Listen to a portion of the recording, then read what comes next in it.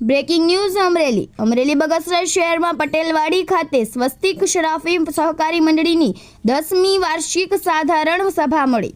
અમરેલીના સાંસદ ભરતભાઈ સુતરિયા અને ગુજરાત સરકારના નાયબ મુખ્ય દંડક કૌશિકભાઈ વેકરિયા, ધારી બગસરાના ધારાસભ્ય જેવી કાકડિયાની ઉપસ્થિતિમાં સાધારણ સભાનું આયોજન કરાયું। ચેરમેન મનોજભાઈ મહેડા દ્વારા મંડળીમાં થયેલ પ્રગતિનો અહેવાલ રજૂ કર્યા। અમરેલી જિલ્લા ભાજપ પ્રમુખ અતુલભાઈ કાનાડી, મનીષભાઈ સંઘાણી, અશ્વિનભાઈ સાવલિયા સહિત રાજકીય અને સામાજિક આગેવાનો સહિત સાથે બહોળી સંખ્યામાં સભાસદો ઉપસ્થિત રહ્યા। રિપોર્ટર અશોક મળવર, અમરેલી।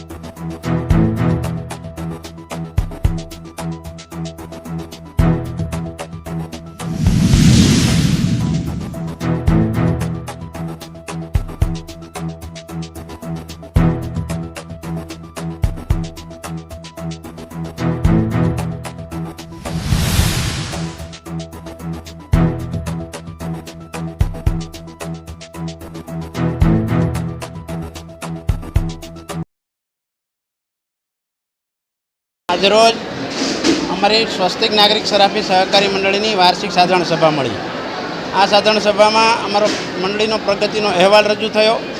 એમાં જે મંડળીએ કરેલો નફો અને જેમાં અમે આજે આ મંડળીમાં ડિવિડન્ડ જાહેર કર્યું અને આગામી દિવસોમાં મંડળીના સભાસદોને ગિફ્ટ મળે એ માટેની પણ અમે આજની આ તબક્કે નિર્ણય લીધો અને વ્યવસ્થાપક કમિટીના મેમ્બરો સહિતના સૌ અહીંયા સાધારણ સભામાં સભાસદો ઉપસ્થિત રહ્યા। તેમની સાથે અમારા ગુજરાત સરકારના મુખ્ય નાયબ દંડક કૌશિકભાઈ વેકરિયા, અમારા સાંસદ ભરતભાઈ સુતરિયા, અમારા જિલ્લા ભાજપના પ્રમુખ અતુલભાઈ કાનાણી, અમારા ધારાસભ્ય જેવી કાકડિયા તેમજ મનીષભાઈ સંઘાણી, જયંતિભાઈ પાંડાઓ મહાનુભાવોએ આજની આ સાધારણ સભામાં હાજર રહીને અમને સૌને માર્ગદર્શન આપ્યું અને અમને ખૂબ સાધારણ સભામાં સભાસદોની વિશાળ સંખ્યામાં અમારી આજની સાધારણ સભા સંપન્ન થઈ। નિશાબેન અમરસેડા, ધનલક્ષ્મી મહિલા શરાફી સહકારી મંડળીની ચેરમેન।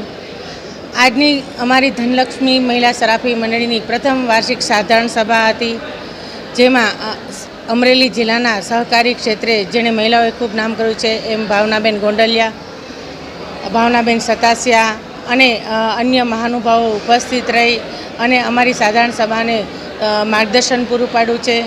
એક વર્ષના ટૂંકા ગાળામાં આ ધનલક્ષ્મી મહિલા શરાફી સહકારી મંડળીએ જે પ્રગતિ કરી છે એ બદલ અમે સર્વ સભાસદશ્રીઓ, ડિરેક્ટરશ્રીઓ અને સ્ટાફગણ કે જેણે ખૂબ મહેનત કરી છે।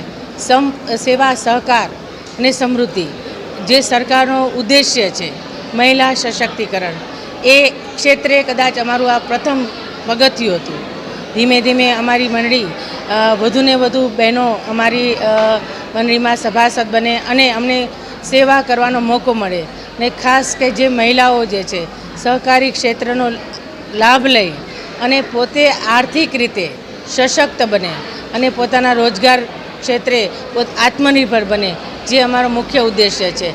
કોઈને કોઈ રોજગારી કરી અને અમે એને કોઈને કોઈ મદદરૂપ થઈ શકે એ હેતુથી અમે આ સહકારી પ્રવૃત્તિ શરૂ કરી છે અને ઘણા બહેનો આનો લાભ પણ લે છે। એક સામાજિક રીતે બધાની સાથે જોડાવાનો અમને એક મોકો મળે છે, સંબંધો બાંધવાનો મોકો મળે છે અને આજની સાધારણ સભામાં બહોળા બહેનોએ, સભાસદ બહેનોએ હાજર રહી અને અમારી આ પ્રવૃત્તિને ઉત્સાહ વધારેલો છે। ભવિષ્યમાં પણ અમે આ મંડળી વધુને વધુ પ્રગતિ કરે, વધુને વધુ સભાસદો બહેનો અમારી સાથે જોડાય અને એક ચેનલ આગળ સહકારી ક્ષેત્રે આગળ વધે એવા અમારા હંમેશા પ્રયત્ન રહેશે।